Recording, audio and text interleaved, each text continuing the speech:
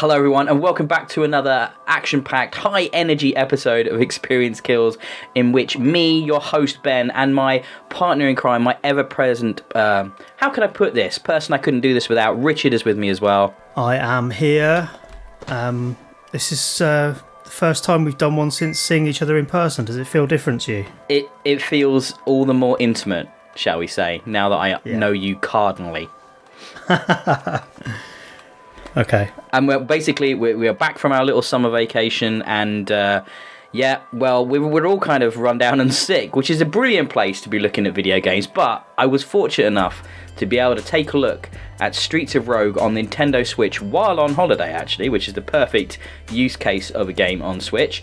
And then also check out the Xbox version, which I know Richard's been looking at as well, when I return. So I think we're going to have a good idea of this small but very ambitious indie project brought to us by Matt Dabrowski and published by one of my favourite indie publishers. They're always amazing to work with and always put out great games, and that's Tiny Build. So whenever Tiny Build gets in touch with me about a game, I always listen and always want to take a look at it, because for the most part they just don't put out crap.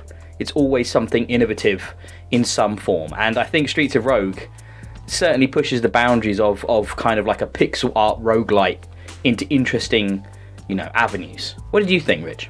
You're further into this than me. Mm-hmm. My experience so far is one of, I suppose, being caught sideways by what the game actually is. So first up, we should explain the title. Mm-hmm. It sounds like it's going to be a Streets of Rage ripoff, right? Well, you thought that. Well, you can forgive me for thinking it, because it's called Streets of Rogue. It's almost the same spelling, and it has the same logo. So it's clearly angling for, it's riffing on that name. The game itself, however, is nothing like Streets of Rage. So I went into it thinking it was going to be one thing. It's something completely different. It's actually a roguelike top-down action game. It looks like the original Grand Theft Auto a lot. I'd say it's more stylized. It's got kind of more of a minimalist vibe than trying to recreate like a intimate city. But yeah, it kind of wears its inspirations on its sleeve in that regard, I think. Matt Dabrowski has come out and said a few times that one of his big inspirations was Deus Ex, which should indicate to you kind of where we're going with intricate systems. And I think that, if you really thought you were going in for a Streets of Rage game, the fact that this is actually a highly connected system-based RPG is quite sort of off-putting if you're expecting a more simple experience, though I found you could play it relatively simply. For example, did you mess around with the modifiers? Not too much yet, but I've seen that there's a bunch of different things available. So it starts you off in a sort of tutorial overhead map, doesn't it? A pretty funny tutorial, I thought, as well. I chuckled. Yeah, it's pretty well scripted. It's funny. It just leads you through this rudimentary map, showing you how the basic stuff like keys and doors, how all that works, how you can teleport to primary objectives, and just get down the basic controls. Essentially, it's moving around with the left stick. You can hit stuff with the right trigger, and it's predominantly a melee combat game, although there are projectile weapons. I played it ranged predominantly. Oh, have you? Yeah. I've not been doing that. I've mainly been hitting stuff. See, this is the thing. I think this is, like you said, the tutorial, it shows you the bare minimum to get you into the game, but then you are encouraged to experiment. And there are different character classes like thieves and hackers and soldiers, so you can play this game action-based, guns blazing, Rambo killing everything in a level, blowing up all the walls, stuff like that. Or you can play it stealthy, or you can do a mixture of the two, and then there are more outlandish characters and strange subclasses you can unlock, which will further give you varieties and replays. It's important to note as well, each level, it's like this, I think it's described as lasagna, layers of worlds that you go through, and each one is sort of randomly generated to a theme. and then you progress through it in completely different ways for each different run that you do. And the main connecting thing is there's this currency called chicken nuggets, which have been outlawed by this horrible mayor character who because he doesn't like them, basically. So they've become very rare, and therefore that's your kind of continuous currency between runs. That's not unique. That's something you see in a lot of roguelikes, but I think the sense of humour and the ambition of the systems within the kind of randomly generated world certainly sets this game apart from sort of the other types of roguelikes I've played recently, which sort of lean more on Metroidvania inspiration rather than GTA and Deus Ex inspiration. Yeah, I haven't read about the Deus Ex stuff, but that's interesting that was the inspiration, and you can kind of see it having been told that, because like you say, there is all these different systems. I naturally lent into it as a kind of stealth game because there's plenty of sort of people milling around in this game, usually just minding their own business, right? And turns out if you start to aggravate any of them, not just by being violent or whatever, if you start like going into buildings that you're not supposed to, they all behave in a distinct way. So if the person owns the building and they see you going in it, they'll behave differently to someone just walking by who sees you going in. Yeah. And there's a depth to how the characters behave and the different things that you can do to interact with the people and the surroundings, that it does feel like a sort of Deus Ex experience where you've got all these different options and you can play it in a multitude of different ways.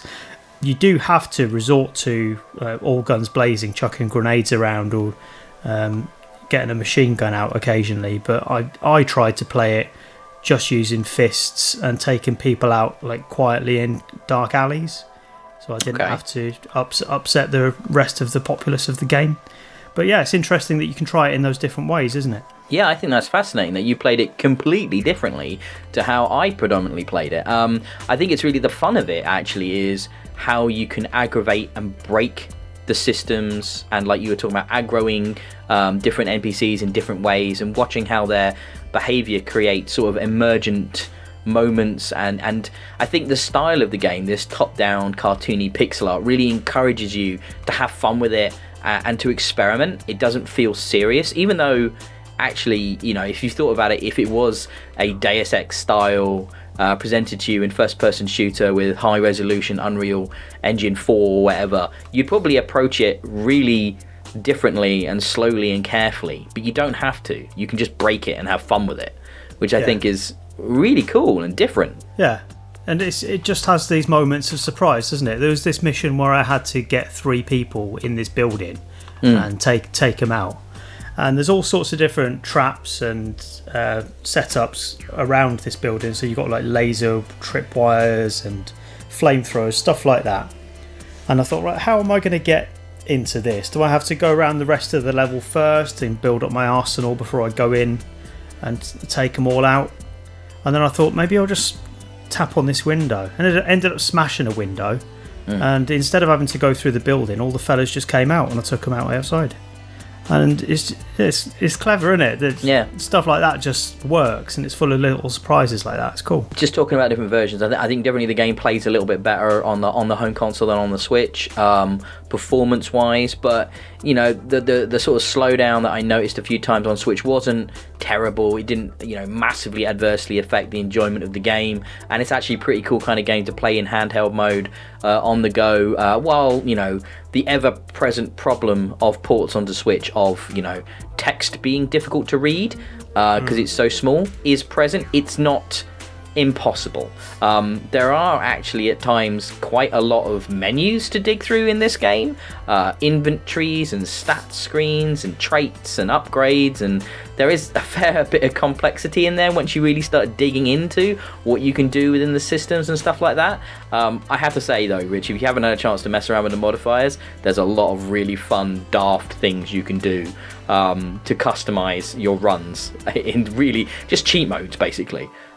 Which I had a lot of fun with, so I definitely recommend checking that out as well. Yeah, the modifiers, from what I've seen so far, they sort of change the experience up as you go. So although there's plenty of variation in the game as it comes, the more you progress and the higher levels you reach, both in terms of the floors that you get to and the level of your character, you can unlock more perks for your character that make them immune to lasers and all sorts of different things like that. So it changes your tactics as you go through. So there's a wealth of stuff to experiment with from the get-go, and that just changes over time as well. So it feels like there's a lot in there, but it sort of ekes it out to you gradually, doesn't it? Yeah. So I don't think there's a lot more to say, because it's one of those games which has got infinite replayability, which has a huge amount of variety in gameplay on offer. So it's not like you can play it for 20 hours and I can give you an exhaustive review. But basically, what I would say is that if you are looking for a slightly different roguelike experience with interconnected RPG systems and lots of sort of different NPC behaviours, there's no game really like this on the market other than Streets of Rogue, and I think it's well worth checking out pretty much on any platform if you are looking for a slightly different experience this summer, especially while we have a little bit of a quiet time right now between big releases. Yeah, I mean, one thing I'd say against Streets of Rogue is that the gameplay itself doesn't feel all that tight, so that's partly down to me playing it as a melee game perhaps. But it doesn't feel exactly precise or particularly rewarding as a melee combat experience. The main thing that you'll get out of this is the complexity of the systems and the interaction between them. It comes up with some interesting scenarios, so it's fun to see those emerge. I would agree, yeah. I mean, it does feel kind of loose, but at the same time, I feel like that might be a design choice. You think? Yeah. I feel like it's intentionally chaotic. It kind of wants you to have to react and deal with mistakes that you may have made due to the kind of slightly slapstick nature of the entire game. I guess so, but then you've got things like Mr. Shifty, which we've both played on Switch, that have the same kind of feeling of controlled environments suddenly spiraling out of control, and the chaos and violence that ensues. That feels much more measured even in those moments, and it's all about keeping that composure, whereas this just feels a little bit too loose in those situations.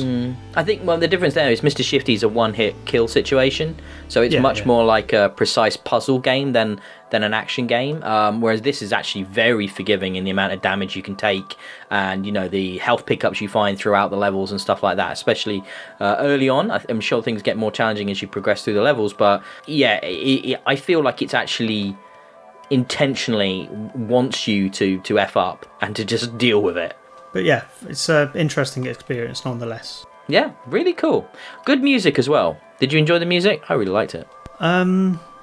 Again, the Streets of Rage comparison doesn't do it any favours, because I was expecting like a Yuzo Koshiro sort of Mega Drive mix. Fair enough. I mean, there's one piece, I don't know the names of any of the tracks, but the music has been done by Craig Barnes, and there's one piece of music that literally sounds almost exactly like the theme from Commando, the Arnold Schwarzenegger movie. If it's not the same, it's heavily inspired by it, and that made me smile. So that's been Streets of Rogue, being put out by Tiny Build and produced by, Matt Dabrowski. Well done, sir. Well done, as you seem to be almost the only developer properly working on this. It's a hell of a thing to put out all by yourself, and I think for the most part you really knocked that one out of the park. And I think most people should definitely check this out on Xbox, as me and Richard have done, also on Nintendo Switch, as I have done. And it's out right now.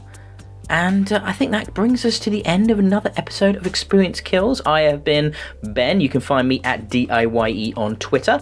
You can find us as Experience Kills on Twitter at Experience Kills. Obviously, you've just watched this or listened to it on YouTube, or as it's also available as a podcast, maybe on iTunes or Spotify, or directly from the RSS feed we provide. And if you haven't listened to it in that way, and you might find that easier, all the links to that are provided in the YouTube description. We would like nothing more than a like and subscribe. That's all we ask on YouTube. That would definitely help us out. And we'll be back very soon. But before I go, I want to say, Richard, where can they find you on Twitter? I'm at Colonel Red on Twitter. Fantastic. So until next time, bye-bye.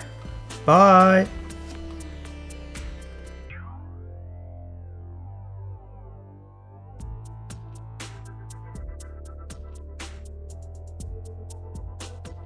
1, 2, 3, 4.